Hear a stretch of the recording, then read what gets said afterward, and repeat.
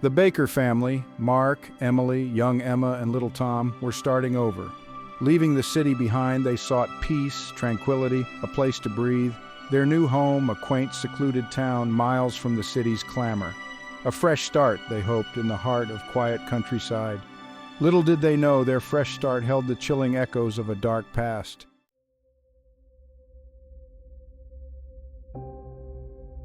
The house, a relic of the 19th century, stood amongst towering trees, a grand old place shrouded in an unsettling stillness. Its windows, like watchful eyes, seemed to follow the family's every move. Mark, ever the optimist, saw potential, a chance to build new memories. Emily, though, felt a shiver, a prickle of unease she couldn't shake.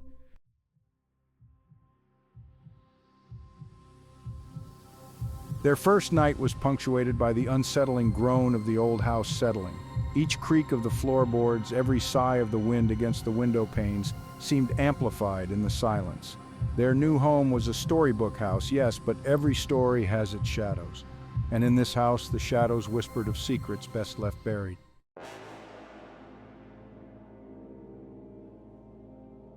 Days bled into nights. The family, caught in the whirlwind of unpacking and settling, tried to ignore the house's peculiarities, yet the house was insistent. Shadows danced at the edge of their vision, gone when they turned to face them. Whispers, faint and indistinct, seemed to emanate from the walls themselves. They dismissed it all as tricks of the light, the house settling, their imaginations running wild. But deep down, a seed of doubt had been planted.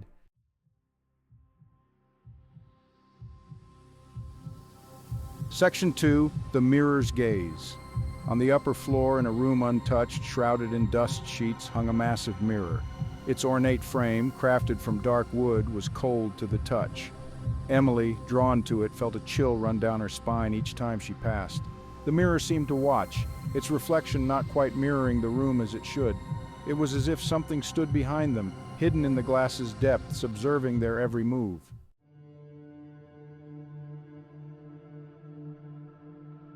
Section 3, A Child's Fear. Tom, young and sensitive, was the first to voice his fear. He began having nightmares, waking up screaming, his tiny body racked with sobs. He spoke of a man, tall and shadowy, who stood at the foot of his bed, watching him with empty eyes. Mark and Emily tried to soothe him, to rationalize his fears, but they couldn't shake the feeling that something was terribly wrong.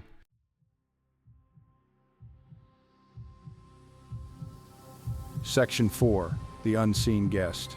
One evening, as Emily tucked Tom into bed, she felt a cold spot in the air, a chill that seemed to come from nowhere, a sudden drop in temperature that sent shivers down her spine. The room, once warm and comforting, now felt like a cold, unwelcoming place. Turning, she saw it, a fleeting glimpse, a shadow that seemed to move with a life of its own, a whisper of movement out of the corner of her eye. It was as if the darkness itself had come alive, playing tricks on her senses. A figure, tall and gaunt, disappeared into the shadows at the end of the hallway. It was there for just a moment, then gone, leaving her questioning her own eyes. Her heart hammered in her chest, each beat echoing in her ears like a drum, her breath caught in her throat. She felt a sense of dread, a fear that she couldn't quite explain. Was it her imagination fueled by Tom's fear and the house's unsettling aura? Or was there something more sinister at play? The house, with its creaks and groans, seemed to be alive with secrets. Or was there truly something else in the house with them? The question lingered in her mind, haunting her thoughts as she tried to make sense of what she had seen. The unseen guest, whether real or imagined, had left its mark.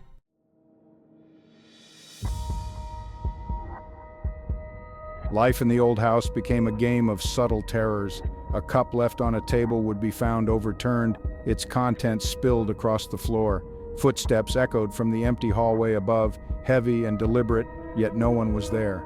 Mark, a man of logic and reason, tried to find explanations, to attribute the strange events to drafts, old pipes, the house settling, but even he couldn't shake the feeling of being watched, of a presence lurking just beyond the veil of their perception.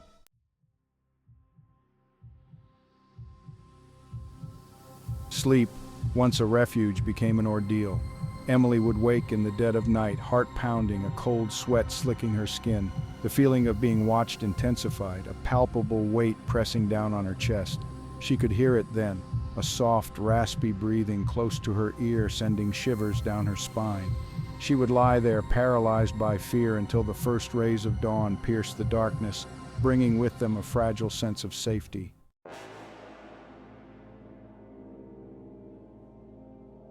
The whispers, once faint and indistinct, grew louder, more insistent. They seemed to emanate from the walls themselves, weaving their way into the family's thoughts, planting seeds of doubt and fear. Emma, her innocent childhood shattered, drew pictures of monstrous figures with hollow eyes, claiming they whispered to her in the dark. Their happy new life was crumbling around them, replaced by an insidious terror that tightened its grip with each passing day.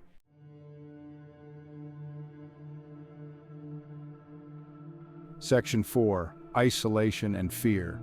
Mark, desperate for answers, tried to reach out to their neighbors, seeking solace in shared experiences, but was met with tight-lipped silence and knowing glances. The townsfolk knew he realized they had always known. This house, this town, held secrets best left undisturbed. The Baker family, once seeking refuge in the quiet countryside, found themselves utterly alone, trapped in a nightmare from which there seemed no escape.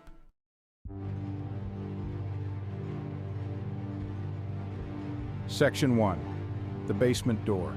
The basement, damp and musty, had always been a place of unease for Mark. Each step down the creaking wooden stairs sent shivers down his spine, as if he were descending into the bowels of the earth itself. One afternoon, driven by a desperate need to understand the horrors that plagued their home, he found himself drawn to a far corner, hidden behind a wall of cobwebbed boxes. There he discovered a door, its sturdy wooden frame warped with age, a heavy padlock securing its secrets.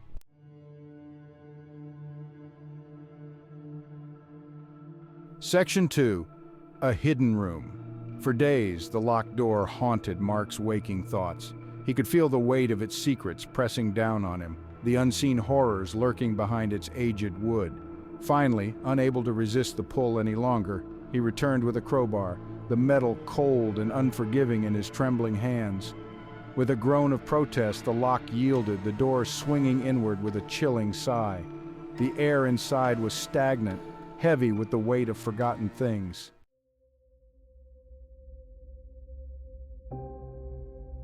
A single bare bulb, dangling precariously from the ceiling, cast long, grotesque shadows across the small, dirt-floored room. The air hung thick with the scent of mildew and decay. Mark's flashlight beam danced across the room, revealing its contents: a child's rocking horse. Its once vibrant paint faded to a sickly gray, a doll lying on its side, its porcelain face cracked, a single glassy eye staring blankly into the void. And then he saw it, tucked away in the corner, a small wooden chest, its lid slightly ajar.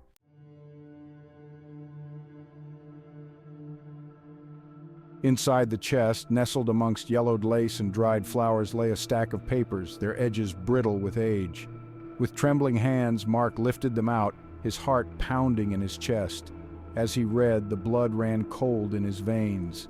The papers told a tale of unimaginable horror, a family driven to madness by the same unseen forces that now tormented his own. The house, it seemed, was not merely haunted. It was a vessel, a conduit for something ancient and evil, something that fed on fear and despair.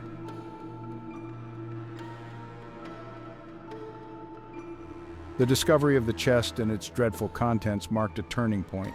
The subtle hauntings, the whispers and shadows, were replaced by something far more sinister, a palpable malevolence that seeped into their lives like a poisonous gas. Objects moved with a life of their own, doors slamming shut, furniture overturning with violent force. The temperature plummeted, a bone-chilling cold that clung to their skin, making their breath fog in the air. The house, once a place of hope and new beginnings, had become their prison, a suffocating darkness that threatened to consume them.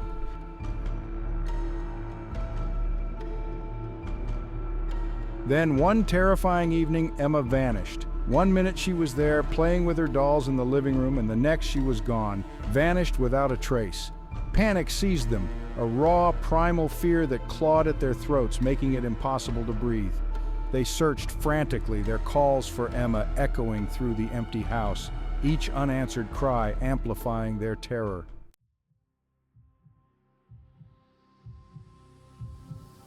Hours later, at the height of their despair, they found her. She was sitting in the basement in the very room where Mark had discovered the chest, her eyes wide and vacant, her small body rocking back and forth as if in a trance. As they rushed towards her, a cold, disembodied laughter echoed through the room, a sound that seemed to claw at the edges of their sanity. It was then they knew with chilling certainty that they were dealing with something beyond comprehension, an entity of pure evil that had taken root in their home, in their lives.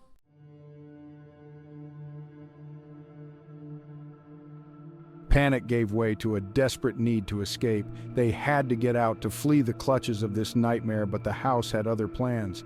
As they raced towards the front door, a force slammed it shut, the sound echoing like a death knell. The lights flickered violently, plunging the house into darkness, the air thick with the smell of ozone and a cloying sweetness that turned their stomachs. They were trapped, caught in a web of terror spun by an unseen hand, their sanctuary transformed into a tomb.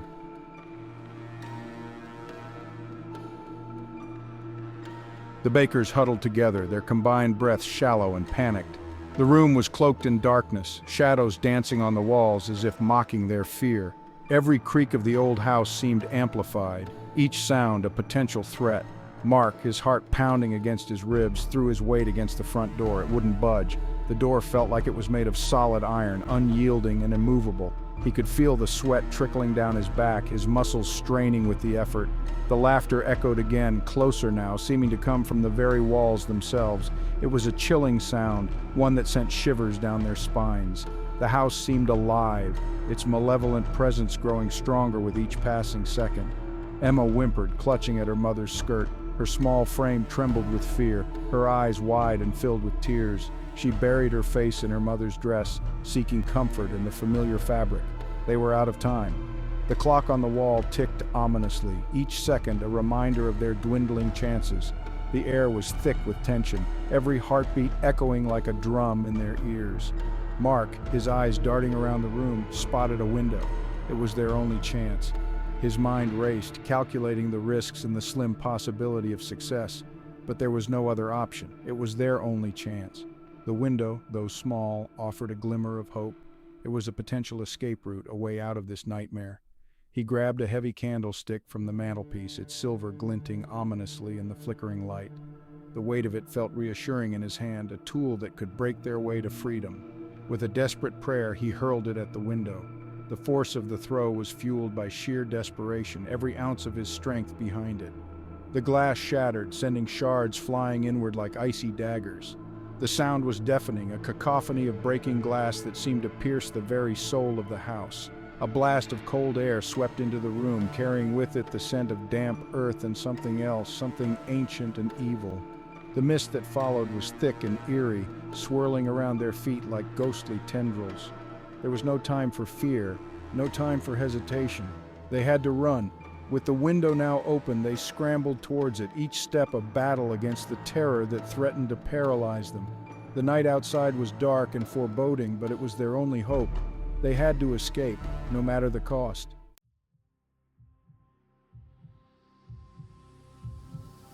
Mark bundled the children through the shattered window, ignoring their cries of pain as they scrambled across the broken glass. The jagged edges tore at their clothes and skin, but there was no time to be gentle. The urgency in Mark's movements was palpable, driven by a fear that overshadowed the physical pain. He knew they had to get out, and fast. Their small hands clutching at his own, Mark could feel their desperation. Emily followed closely, her eyes wide with terror, her breath catching in her throat. She stumbled but kept moving, driven by the same fear that propelled Mark. They didn't stop running until they were far from the house, its imposing silhouette receding into the darkness behind them. Even then they could feel its presence, a lingering shadow that clung to them like a curse. The house remained empty, a testament to the horrors that had unfolded within its walls. Locals whispered of the family's escape, their words laced with a mixture of pity and grim satisfaction. They had warned the Bakers, they said, but some lessons are learned only through suffering. As for the house, it stood silent, its windows dark and empty, a constant reminder of the darkness that lurked beneath the surface of their seemingly peaceful town. The entity, they knew, was still there, waiting, watching for its next victims. The townspeople avoided the house, crossing the street to keep their distance, their eyes averted as if acknowledging its existence would summon the evil within. Children dared each other to approach, but none ever did. The legend of the house grew with each passing year, a story told in hushed tones around campfires and at sleepovers. The Bakers had moved away, but the memory of their ordeal stayed fresh in the minds of those who remained. The house, with its dark, empty windows, stood as a silent sentinel, a reminder of the darkness that could invade even the most tranquil of places. And so the shadow lingered, a constant, oppressive presence that no one could escape.